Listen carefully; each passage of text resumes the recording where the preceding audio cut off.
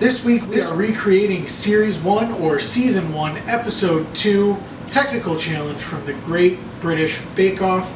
These are Paul Hollywood scones. We hope you guys enjoy and welcome to the Great American Baking Couple. For my recipe, you're going to need aquafaba, vegan butter, baking powder, soy milk or any non-dairy milk, sugar, and bread flour. And I preheated the oven to 428 Fahrenheit and lined my baking tray with a silpat because we don't have parchment paper around here.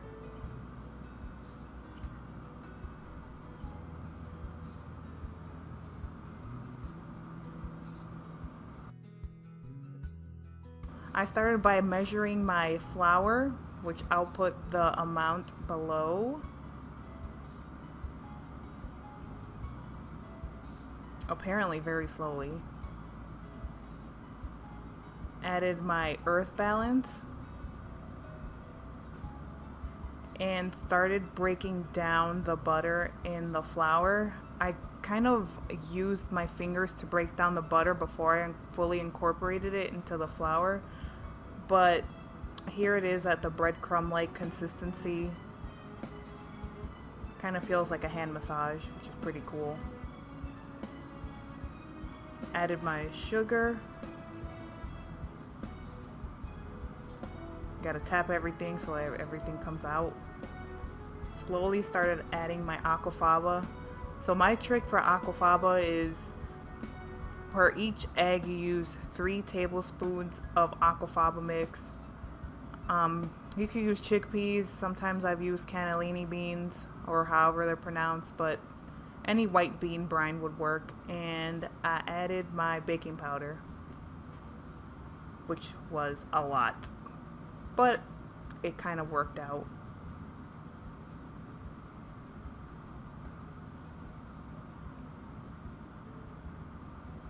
And now I slowly started mixing it with the wooden spoon. My hand kind of hurt doing this. I wanted to give up, wanted to put it in the KitchenAid, but you know, you have to suffer through the pain, I guess.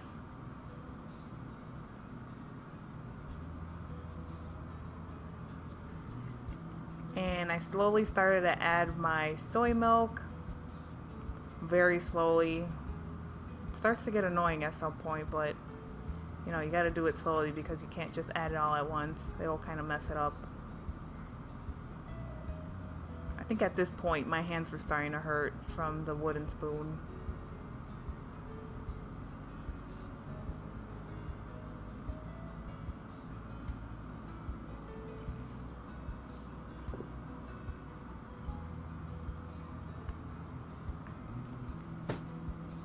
And I sprinkled my surface with some additional bread flour.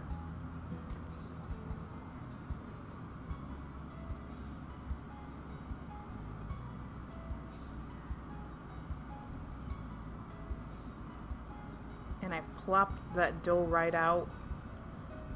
It's got like a unfinished, unsmooth consistency, but doing this knead-like thing, which is called chafing or something.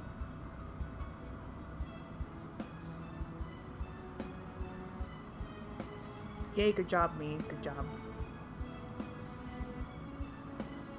And you want to take your baseball bat or your rolling pin and roll it out. You also you gotta lift up the side so it doesn't shrink up while you're rolling it. I think I might have rolled mine too thin. I think, but we shall see. Took my glass, pressed it down as hard as I can, but again, I'm really weak. I have a habit of twisting it, but I've learned that if you twist it, it makes the dough shrink. So here I am peeling it off, taking my flat scones off. The weird thing is some of them were flat and some of them were normal sized, I guess. So it kind of worked out.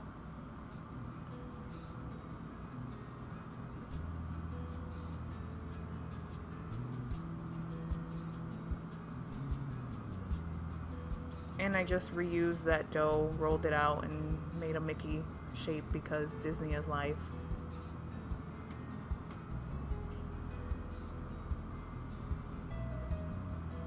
I think this scone served me the best.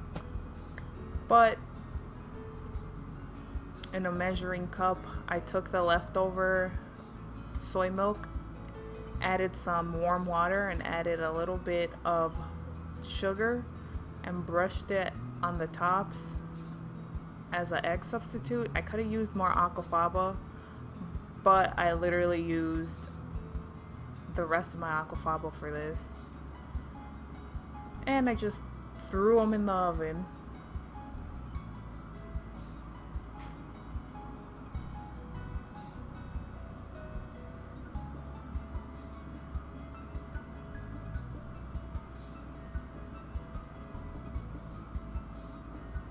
They took about 20 minutes to cook. Had to cook them for an additional 5 minutes. But they came out looking actually good. Usually my vegan baked goods, if I brush them with anything, they don't turn out golden. They just stay kind of a pale color no matter how long I leave it on. And now we move on to the buttercream. I'll link the recipe down below. I got it from another YouTube video. This is the best vegan buttercream I think I've had, and it's better than the one I made from the Victoria sponge, like a lot better.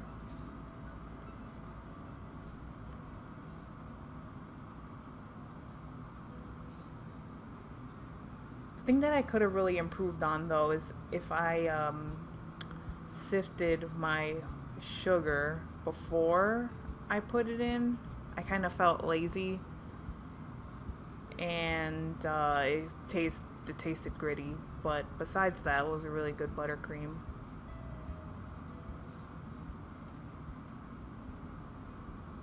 This whole process overall takes about 10 minutes. Well, it took me 10 minutes.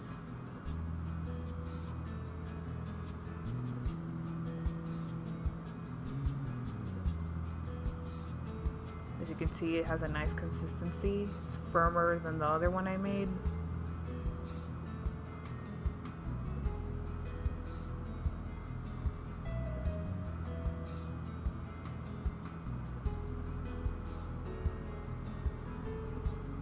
And here is where I'm cutting my scones. I accidentally cut myself.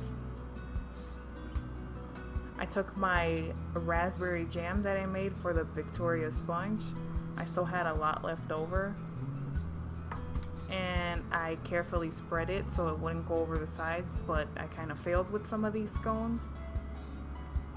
And I plopped down some of that awesome buttercream. It was kind of hard to work with the buttercream. It wanted to go everywhere. And I just mushed it on top and formed a nice little hamburger looking creature. For my recipe, you are going to need 500 grams of strong white flour, 80 grams of softened butter, 80 grams of castor sugar, 2 free-range eggs, 5 teaspoons of baking powder, 250 milliliters or 8.5 fluid ounces of milk, and an extra egg for the egg wash. You're going to set your oven to 428 degrees Fahrenheit, and then you're going to start on your dough. Start with 450 grams of your flour, leaving 50 afterwards for dusting, and then take all of your 80 grams of butter, and you're just going to lightly mix that with your hands until it becomes like a gritty sand consistency. This one's actually kind of fun. We keep our flour cold, so it feels really nice and cold on our fingers. Don't soften your butter too much, because if it starts to melt during that step, it's kind of hard to get the consistency you're looking for. But then you're going to go ahead and take your 2 eggs, crack them in there. And all 5 teaspoons of baking powder. Yes, 5 teaspoons. It's a lot, but that's our only rising agent in this mix, so it's kind of important. Yeah, it felt like a lot to both of us when we were making this recipe, but they turned out well. So now you're going to add roughly half of your milk, and once you get half of your milk added, you'll go ahead and start mixing this with a wooden spoon. It took me 10 to 15 minutes to get it into the consistency that you want to see, which is kind of a wet, messy dough. And let me tell you, it's one hell of an arm workout. By the end, I didn't even want to hold the spoon, let alone keep mixing.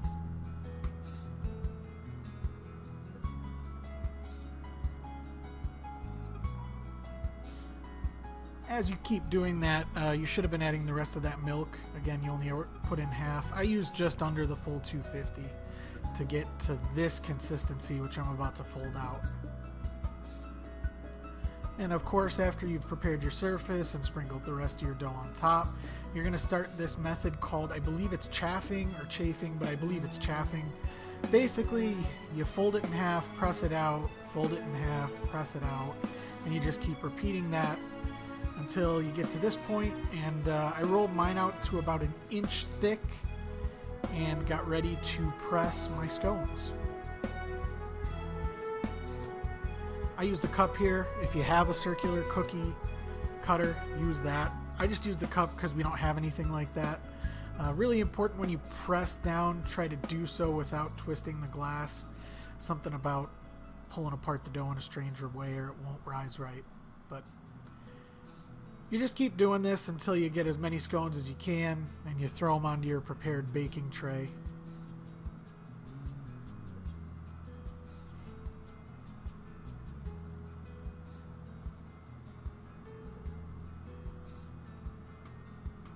Now that I've finished all of my dough cutting, I went ahead and whipped up the egg wash, which is just 1 egg beaten with some salt, and carefully applied it on only the tops of the little scones.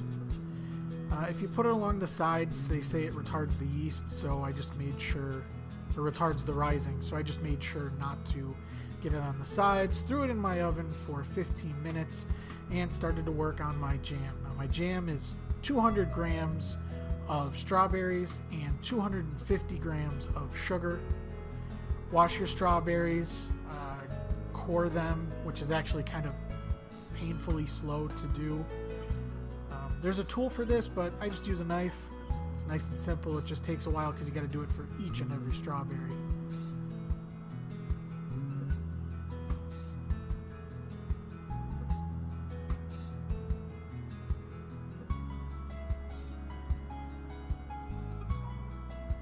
Once you get all your strawberries ready, get them in the pot and mash them up until they get to what you would consider like a jam consistency. Some tiny chunks, but not much. Then add your sugar.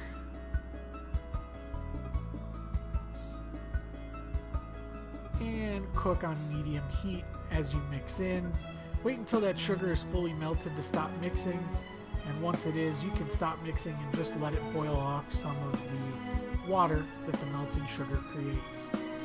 Once it gets to like a slightly runny consistency, but where it's starting to get some form, you are good to go. Now for the buttercream, you start with 100 grams of softened butter, and in total you're going to have 250 grams of powdered sugar.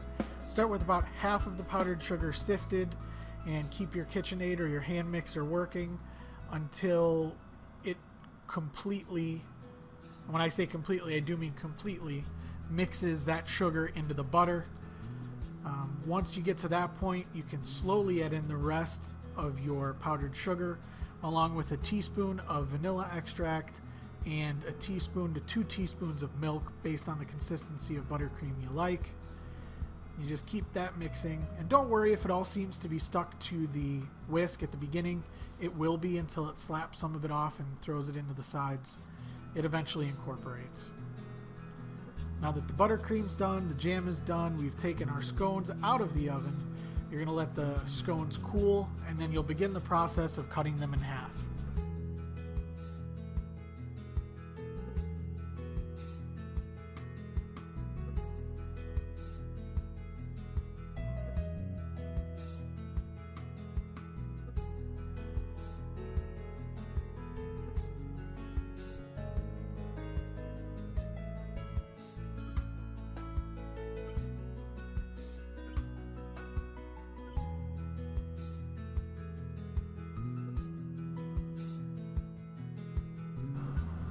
Once you finish cutting all your scones in half, you're going to go ahead and take about a teaspoon to a tablespoon of your jam, put it on the bottom half of your scone, and then you're going to use about the same amount of your buttercream on top of the jam. As you can see, I froze my buttercream by accident, had it in the fridge for a little too long after I had completed it, and it ends up in one solid lump, but no matter, as it warms up to room temperature, it tastes just the same, it reacts just the same. Once you get your jam and your buttercream on there, go ahead and slap the other side of the scone on top, and you've completed a scone. Rinse and repeat until you've completed all of your scones. And that's what they look like at the end. They're a little frumpy, my jam was a little runny, but they're okay. So overall, my scones kind of look like hamburger buns. Looks like a whole bunch of ketchup with a whole bunch of mayonnaise. So there's my meatless burgers, there's my buns. Perfect.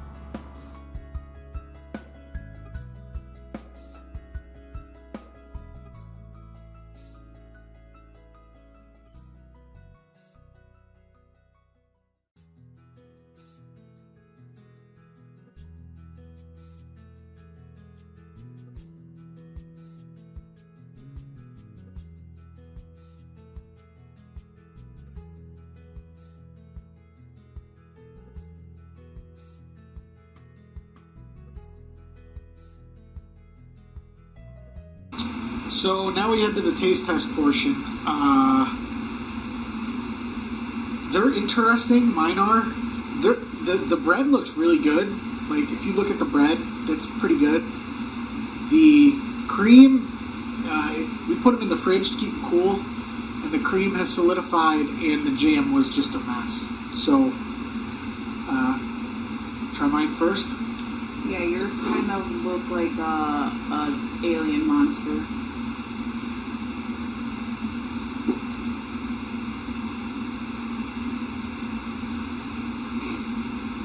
That jam looks runny. It is. It's a mess. It's a giant mess. It's seeped into the bottom part of the biscuit. Did it make it soggy? No. Only at the very top. You know, flavor-wise, it's good. I'd eat this all day. Here. Try it.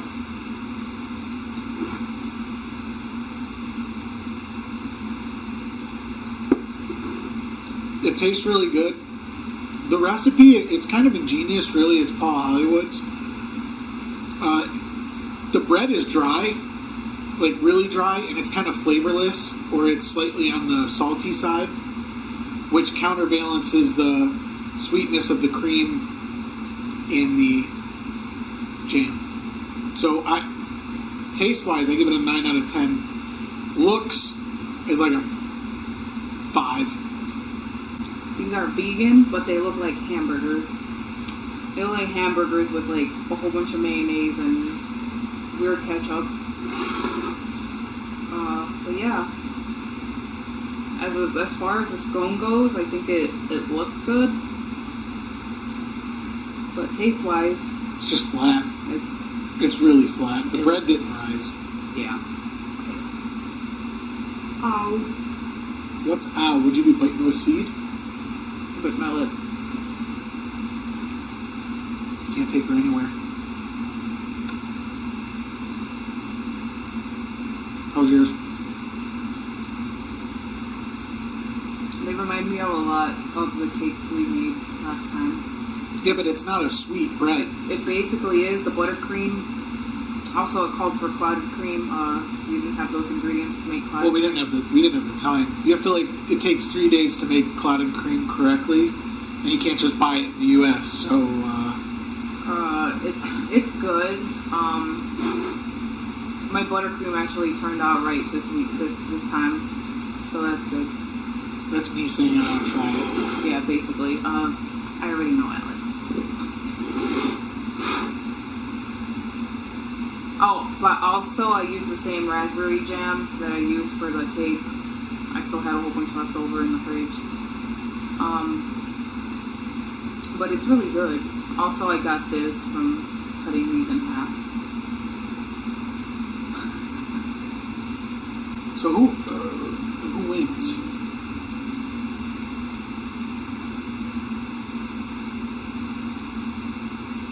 who wins? I mean, seriously, who wins this one? Because they're both good in some ways and they both failed in some ways.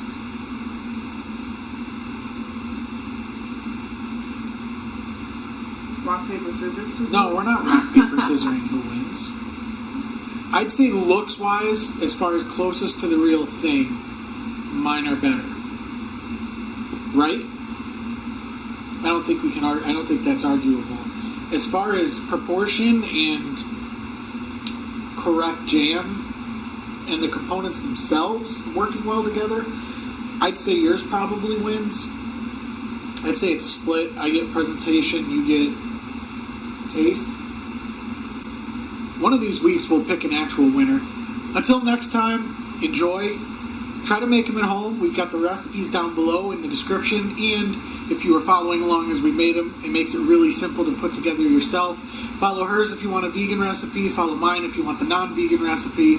And we hope you guys enjoyed. Don't forget to like, comment, and subscribe below. If you do subscribe, don't forget to hit that little tiny bell, which will give you notifications every time we post. We should be posting weekly.